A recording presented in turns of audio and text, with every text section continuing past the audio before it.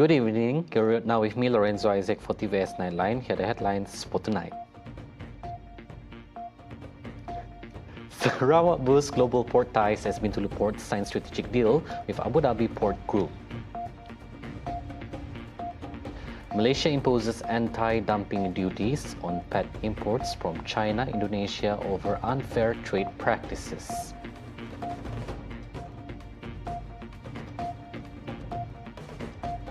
India and Pakistan engage in intense cross-border violence, resulting in dozens of casualties amid rising tensions over Kashmir.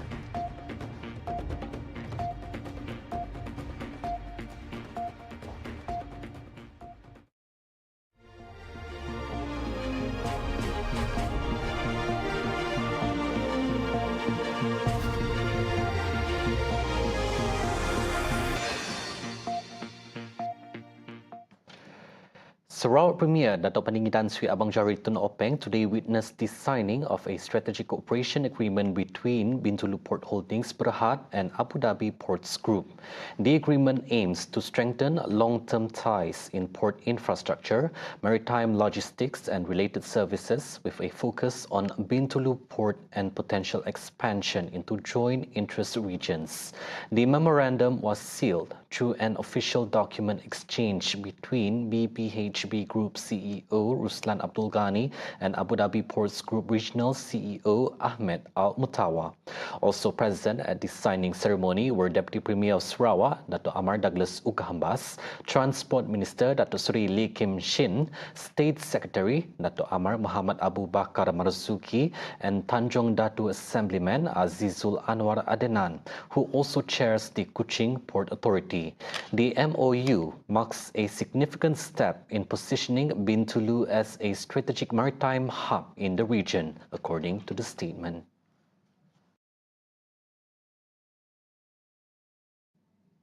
Sarawak has strengthened its partnership with French investment firm Ardian in Paris to focus on advancing the region's semiconductor and green hydrogen sectors.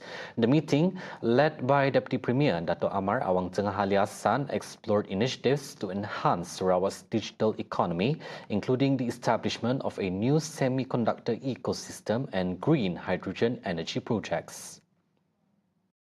The high-level engagement marked a strategic step towards attracting foreign investment into Sarawak's emerging industrial sectors.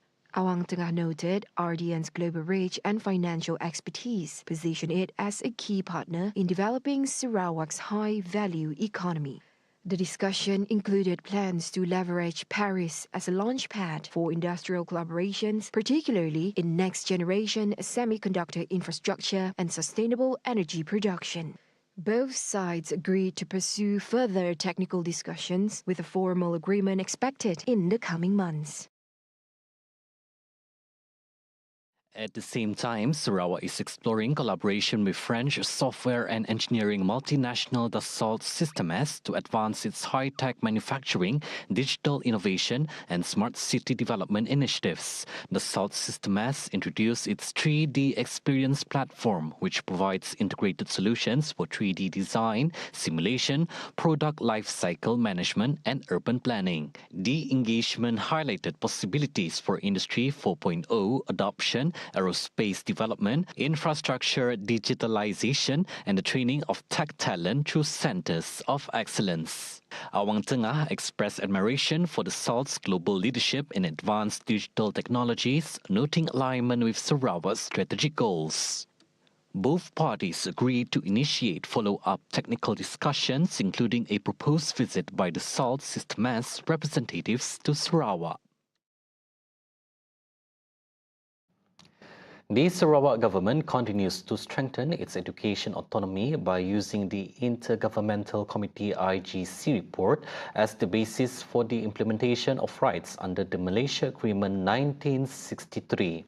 Sarawak's Deputy Minister for Education, Innovation and Talent Development, Dato' Dr. Anwar Rapai, stated that MA 63 is a legal document that enhances the state's authority to assert rights related to administration, including in education.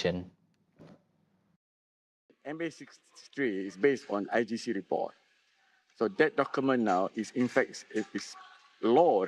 Dia dah jadi undang-undang. We have asked for 15 and it's already been set in a day one and we are progressing very well. Among the main demands of the Sarawak government are the recognition of the use of English in the state's education system and the transfer of authority for project approvals from the federal government to the state government. Meanwhile, Anwar also described the permission granted to Sarawak by the federal government to conduct its own examinations for Year 6 students as a successful example of close cooperation between the state and federal government. That's why one of it is our exam. Otherwise, they would not allow us to have our own exam. You see, this is the only state that have the exam at primary 6. He further explained that the implementation of the examination could not have occurred without the support and approval of the federal government. Dr. Anwar also cited paragraph 17 of the IGC report, which states that all education policies in Sarawak must be referred to and discussed with the state government, even though the state's education director is a federal officer. Sarawak's free tertiary education policy, scheduled to commence in 2026, will be exclusively offered to students enrolled in 64 designated courses at state-owned universities. Deputy Minister for Education, Innovation and Talent Development, Sarawak, Dr. Anwar Rapai, said the forward-looking strategy aims to support eligible students in accessing higher education without financial constraints. We never promised this in any general election. It is not part of our political propaganda. We think that it's important for the people we implement. We don't promise before we cannot implement. Want to embark with free tertiary education because that we want to give an equality to every Sarawakian. Yes, now comes the word of equality. Equality means fairness to everyone. Everyone must have access to good education. Every Sarawakian must be given the freedom to choose what they want to study. He said this during the Memorandum of Understanding MOU and Letter of Intent signing ceremony between ICAT's University College and Industry and TVET institutions in Kuching on Wednesday. A traffic police officer from Bukit Aman headquarters was charged in the Kuching's Magistrate Court today in connection with a fatal shooting incident along Jalan Stephen Yong on 26 April. The accused, Lance Corporal Genesis Nichel David Reddy, 30, was charged under Section 302 of the Penal Code for the alleged murder of Muhammad Zaki Idrus, 34, at the said location. Genesis made no plea when the charge was read before Magistrate Sharifah Fatimah Azura Wan Ali. The court did not offer bail. The court fixed 10 June for case mentioned pending the completion of the chemistry report prior to transferring the case to the High Court. Genesis, who had been in remand since 28 April, arrived at court around 9 a.m. under tight security. He was represented by National Legal Aid Foundation lawyers Russell Lim and Brendan Ting.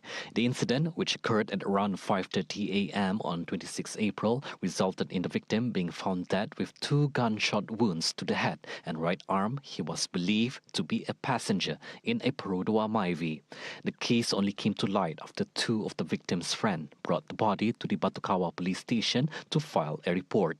Preliminary investigations revealed the incident stemmed from a confrontation between 2 groups following a vehicle cutting dispute. 3 of the 6 suspects were believed to be under the influence of alcohol and illicit substances during the incident. On 27 April, 2 prime suspects, including Genesis and a driver, were taken to the scene by the Criminal Investigation Department Forensic Unit to assist in the evidence recovery.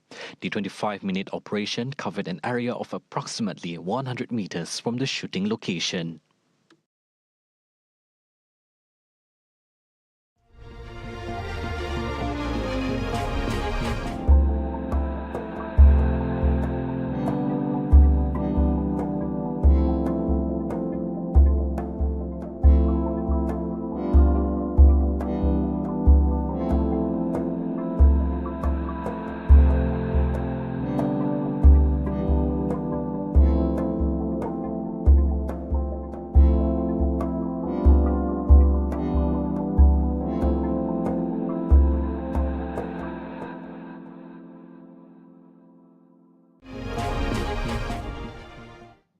Welcome back.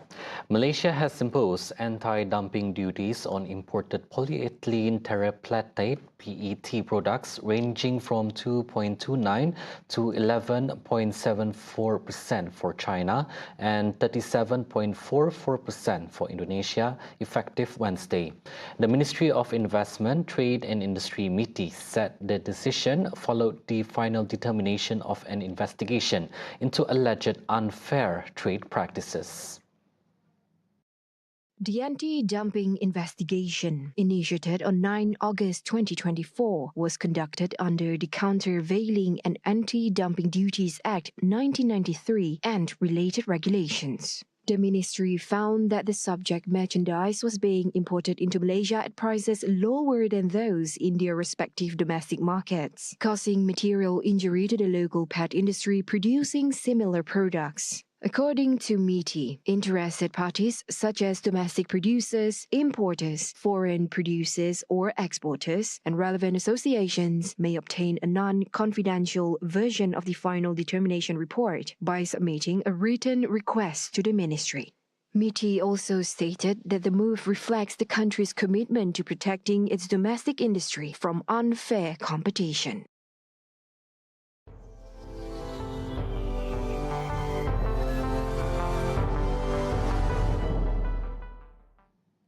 On to world news. India and Pakistan exchanged heavy artillery fire along their disputed border on Wednesday after India launched missile strikes, marking the worst violence between the nuclear-armed neighbors in 2 decades.